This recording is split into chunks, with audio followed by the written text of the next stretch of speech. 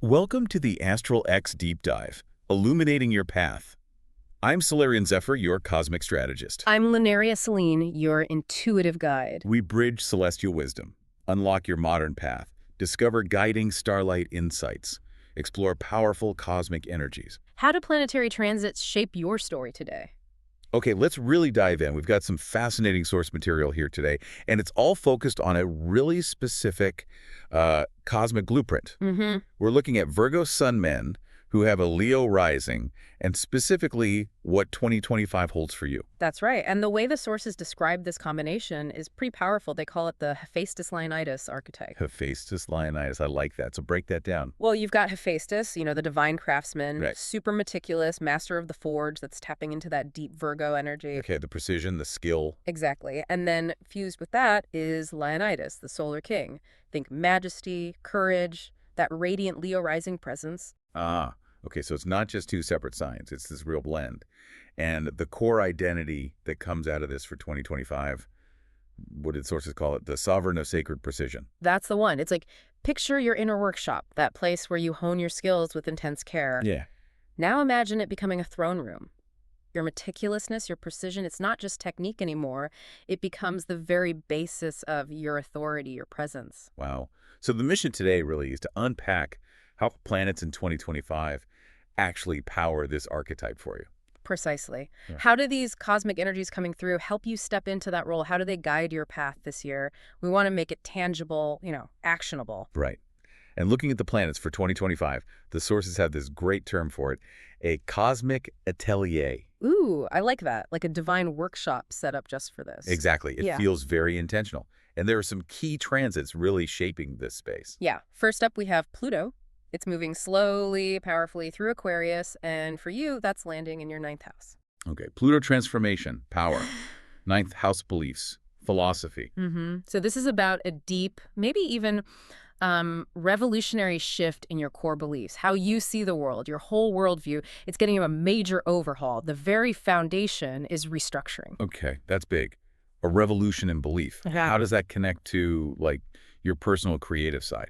Well, that's where your Virgo Sun comes in, positioned in the 5th house, according to the source. The house of creativity, self-expression, fun even. Right. So your natural Virgo knack for detail, analysis, perfection meets creativity. For 2025, this means really refining your creative fire, giving it perfect form, taking that raw spark and making it exquisite. Refined fire, love that. And then there's Saturn. The sources sound pretty intense about this one. Yeah, Saturn in Pisces, transiting your 10th house. They call it a primal crucible. Whoa. Saturn is structure, discipline, karma, right? And the 10th is your career, your legacy, how the world sees you. So Saturn here is pushing you to build something real, something lasting in your public life. And the karmic waters part. It suggests this isn't just about career moves. It's tied to deeper soul lessons, maybe clearing out old patterns, like dissolving old, outdated structures in your career path to make room for a legacy that's truly aligned with who you are now. Dissolving the old to build the authentic. Yeah. That sounds challenging, but also like a massive opportunity. Definitely. And then we've got Jupiter bringing some expansion. It moves into Gemini and enters your 4th house from May 24th. Jupiter, planet of growth, luck. 4th house is home, roots, emotional foundations. Exactly. So Jupiter here is about broadening and nourishing that base. Your home life, your sense of inner security, your connection to family or ancestors, it's getting a boost, creating fertile ground for everything else. Okay, so the foundations get stronger. What about projecting that energy outwards? That's where Mars comes in. From July 20th to September 4th, Mars blazes through Leo. Your rising sign, your 1st house. The 1st house is your persona, your physical presence, how you show up. Mars here is like pouring rocket fuel onto your Leo rising charisma.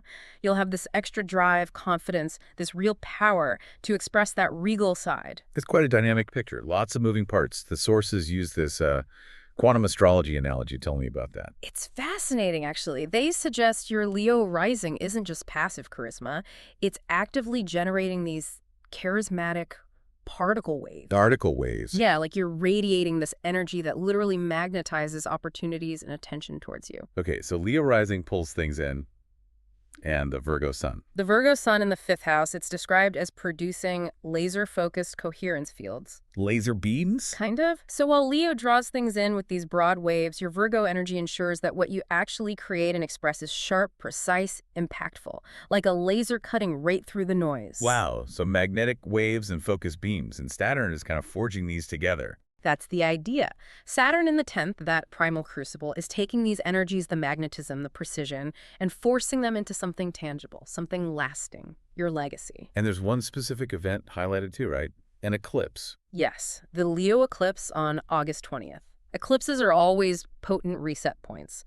The sources call this moment reality becoming a gilded forge. Gilded forge. Meaning your creativity right then is both your crown, your source of power, recognition, what makes you shine. And it's also the anvil, the place of hard work, structure, where you shape that brilliance into something real and enduring.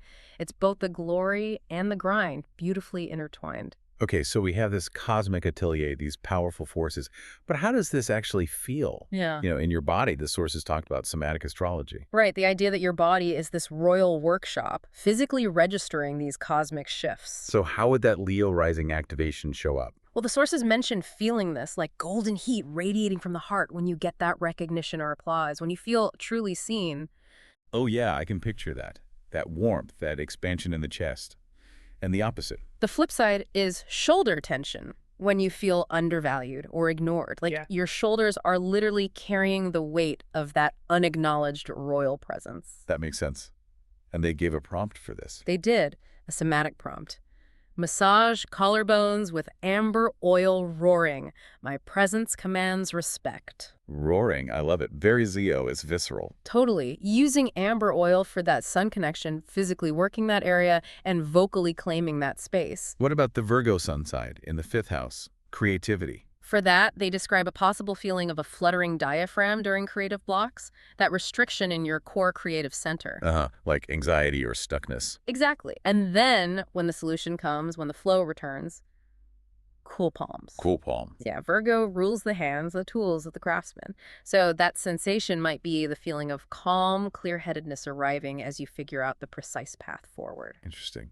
And the prompt for Virgo? Trace clockwise spirals over solar plexus, whispering, perfection serves joy. Whispering this time. And spirals. Very precise. Connecting that drive for perfection, not to criticism, but to the joy it can bring, working with that solar plexus energy center. Okay, and lastly, that deep Pluto work in the 9th. The belief shifts. The sources mention potential skull pressure during big paradigm shifts. That feeling of intense mental processing, almost like your brain is rewiring. I think I know that feeling. And restless legs. Yeah, restless legs. When the new truths, you've integrated demand action. Like your body needs to move in alignment with these new beliefs. Yeah, the prompt. Powerful and simple. Stand barefoot on earth while reciting liberated beliefs. Grounding it. Making the philosophical physical. Exactly. Connecting the abstract shift to tangible reality. This specific blend, the craftsman and the king, it's not totally out of the blue. The source is connected to some really compelling figures. Oh yeah? Like who? Well, the prime example they give is Freddie Mercury. Of course. Virgo sun, Leo rising. Make perfect sense. Right. Think about his work. Those incredibly meticulous compositions, the complex harmonies, the arrangements, the sheer craft in Queen's music. That's pure high-level Virgo. Absolutely. The detail was amazing. But then you had his stage presence, that electrifying stage sovereignty. He didn't just perform, he commanded the stage. Pure Leo rising radiance. He absolutely reigned. He truly crowned his craft, didn't he? Taking that private Virgo mastery, likely his 5th house creativity, and turning it into this enormous public legacy, that Saturn 10th house impact. Exactly. And the sources suggest 2025 is your year to really lean into that, to take your personal skills and elevate them into something publicly recognized. Are there other examples? Yeah, they mention a few cultural ones, like Tony Stark, the genius engineer, obsessive with detail, always tinkering Virgo, combined with that swagger, the charisma, the big public persona, Leo. Or Lionel Logue from The King's Speech, his very precise, meticulous work on speech mechanics. Yeah, the quiet craftsman. Enabling a king to find his public voice, the skill serving the royal function. That's a great connection. And they also mention David Bowie's Heroes, describing it as methodical artistry crowned in stardust. taking that disciplined Virgo creation process and making it iconic, transcendent, Leo presence elevating the craft. Wow. These examples really show the potential when those energies work together. Okay, so we understand the archetype, the energies, the feelings, even seen some examples. How do you actively work with this in 2025? What are the practical steps? The sources give some really specific tools. First, there's a pause and reflect prompt. Okay. They suggest doing this around the Leo-Virgo cusp, August 23rd, as the sun shifts signs. It's a potent time to ask yourself, where does my inner king, Leo, need to shine brighter? And where does my craftsman, Virgo, demand quieter refinement? Consciously balancing the two energies, finding that sweet spot. Exactly. It's about navigating that tension intentionally. And then there's a ritual. Yes, a ritual blueprint called Coronation of Craft. It's suggested for the new moon in Virgo on September 1st. Coronation of craft. Yes. And they recommend doing it during the waxing moon phase leading up to it, maybe August 25th to September 5th, to build the energy. The tools are very symbolic. Like what? A gold candle for Leo, the sun, royalty, a drafting compass for Virgo, precision, structure, a lion figurine, Leo power, presence, and a vial of mercury. Mercury. Interesting. Why Mercury? Representing Virgo, its ruler. Oh. Also alchemy, adaptability, that idea of fluid perfection. Okay, so what do you do with these? You light the gold candle, creating that sacred space. Use the compass to draw a perfect circle, that act of Virgo precision. Place the lion figure in the center, anchoring your Leo presence. Then you chant the affirmation, my precision is my crown. My precision is my crown. Wow. Wow. Declaring that the skill is the royalty. Exactly. It fuses them. And you finish by anointing your wrists with the mercury, symbolically infusing your hands, your tools of craft, with that fluid, sovereign perfection. That feels really potent. Is there anything more physical, like an embodiment practice? Oh, yes. There's a breathwork exercise called Solar Artisan's Breath. Okay. How does that work? You stand in mountain pose, hands at your heart, grounded, centered. Got it. Then you inhale for 4 seconds, imagining drawing sunlight right up to your crown, activating that Leo radiance. Okay. Breathing in the light. Hold the breath for 4 seconds, and during the hold, you scan your body using that Virgo awareness to notice any tension or imperfections, but just noticing without judgment. Right, just observe. Then you exhale for longer, say 8 seconds, and visualize releasing any self-criticism, any doubt, as shimmering gold dust, transforming that potential Virgo shadow into Leo light. I like that visualization, turning critique into gold. And the affirmation to go with it is, I create royalty through reverence. Create royalty through reverence. That perfectly blends the doing, Virgo, with the being, Leo, and adds that element of respect for the process. Exactly. It's about honoring both parts of yourself in the act of creation. Now, looking ahead, the sources talked about different paths unfolding from this energy in 2025, these 3 thrones of mastery. Yeah, basically suggesting that depending on your choices, different manifestations could emerge, different timelines almost. Oh yeah, so path 1. Path 1 is the sovereign artisan. This is the path of fully embracing Pluto's transformation and Saturn's structure. And what does that look like? The potential manifestation mentioned is launching something like a high-end luxury craft academy, something that really merges that Virgo precision in the teaching with Leo spectacle and presence and how it's presented. Making the craft regal. Precisely. The sole choice here is about consciously turning your skills into a lasting legacy, and the transits support it. Saturn in the 10th gives structure to this Regal Workshops brand. Pluto in the 9th attracts global students interested in your unique philosophy of sacred craft. And Jupiter in the 4th suggests it's maybe rooted in some deep ancestral wisdom or a strong sense of home base. That sounds incredibly aligned and impactful. What's path 2? Sounds like a warning. It is, yeah. Path 2 is the critical monarch. This is where that Virgo perfectionism goes into overdrive, gets rigid, and maybe gets tangled with Leo pride. How might that show up? Physically, maybe chronic tension headaches from just relentless self-judgment. Mentally, the pitfall is that the Leo pride aspect makes you shut down feedback. You mistake flawlessness for real artistry and stop growing. The king becomes isolated. Ouch. Okay, good to be aware of that potential shadow. And path 3? Path 3 is the people's craftsman.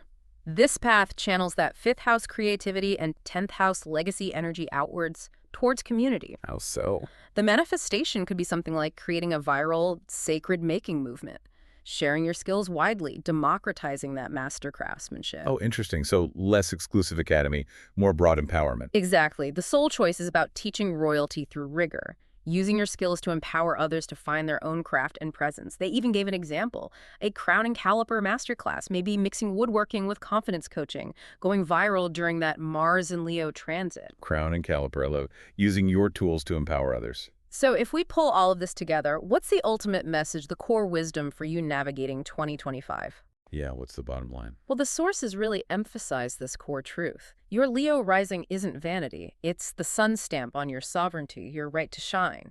And your Virgo sun's focus on detail. It's not meant to be just criticism. It's the universe using you for elegant refinement and self-correction. Okay, embracing both fully. And with Pluto shaking up your ninth house beliefs, the invitation is to go deep. Don't just accept dogma. Build cathedrals of thought. Create philosophies that have depth, beauty, structure. Cathedrals of thought. I like that imagery. And Saturn's lesson in the 10th. Remember that true legacy, especially this year, isn't just about the monuments you build for yourself. It's measured in mentorship, in the structures you create for others to learn, in the mastery you help cultivate. Legacy through service and structure. And with Jupiter blessing your roots, always honor both the throne and tool. Your regal presence and your skilled hands belong together. They empower each other. Right, it's an integration. The biggest takeaway, really, is to approach your work, your creations, with reverence. Forge not just things, but sacraments. Bring meaning, bring sacredness to what you do and how you share it. Forge sacraments. Yeah. Powerful. And it all comes together in that sovereignty code they provide. I perfect with passion. I reign through reverence. I perfect with passion. I reign through reverence. That's a mantra to hold on to. Was there anything else? Any final notes from the sources? Just one specific point about collaboration. They highlighted the solar eclipse in Libra on October 2nd. Libra, the sign of partnership? Exactly. This eclipse is seen as rebooting creative partnerships for you. Okay, so what's the advice? It's pretty direct. As you step more fully into this sovereign artisan energy, be discerning. Only collaborate with people who truly get it, who honor your dual majesty. Meaning they respect both the craftsman and the king. Precisely. They need to value both your need for precision and detail and your powerful, radiant presence. No compromises there. So maybe the thought to leave you with is this. How can your most meticulous skill, that thing you do with such precision, become a truly sacred offering to the world this year? And what does it actually mean for you to build one of those cathedrals of thought instead of just, another structure? As our cosmic journey concludes. Dive deeper into your unique path. Request your email audio reading now. Find the link in the description below. Explore episode resources and links. All details are waiting for you there. Ignite. Think. Become. Subscribe for Starlight Insights. Thank you for joining us.